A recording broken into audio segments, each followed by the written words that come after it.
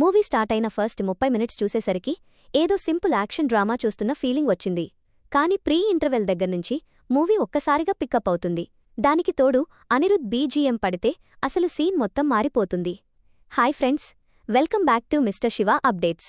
ఈరోజు మనం లోకేష్ కనగరాజ్ హీరోగా నటించిన డీసీ మూవీ రివ్యూ చూద్దాం. స్టోరీ విషయానికి వస్తే 2011 చిత్తూరు బ్యాక్ డ్రాప్లో కథ స్టార్ట్ అవుతుంది. లోకేష్ కనగరాజ్ గ్యాంగ్ పోలీసుల వెపన్స్ కొట్టేసి ఒక ఆఫీసర్ని చంపేస్తారు. దాంతో ఆ గ్యాంగ్ని పట్టుకోవడానికి గురు సోమసుందరం రంగంలోకి వస్తాడు.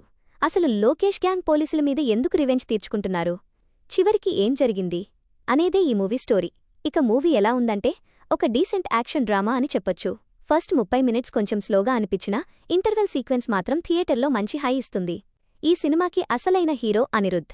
నిజం చెప్పాలంటే కొన్ని సీన్స్ యావరేజ్గా ఉన్నా అనిరుద్ బీజీఎం రాగానే అరే బాగుందే అనిపిస్తుంది. Interval, marriage hall, police station ఫైట్లో మ్యూజిక్ అదిరిపోయింది. ఇక యాక్టర్గా లోకేష్ కనగరాజ్ ఫస్ట్ మూవీ అయినా తన లుక్, బాడీ లాంగ్వేజ్ క్యారెక్టర్కి బాగా సెట్ అయ్యాయి. వామికా గబ్బి ఎమోషనల్ యాక్టింగ్ చాలా బావుంది. గురు సోమసుందరం కూడా పోలీస్ ఆఫీసర్గా బాగా చేశారు.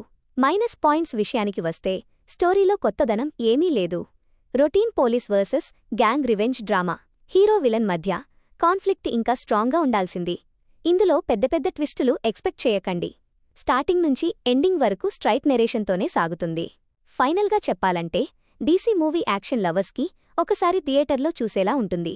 కొత్త స్టోరీ, మైండ్ బ్లోయింగ్ ట్విస్ట్లు ఎక్స్పెక్ట్ చేస్తే మాత్రం కొంచెం డిసప్పాయింట్ అవ్వచ్చు.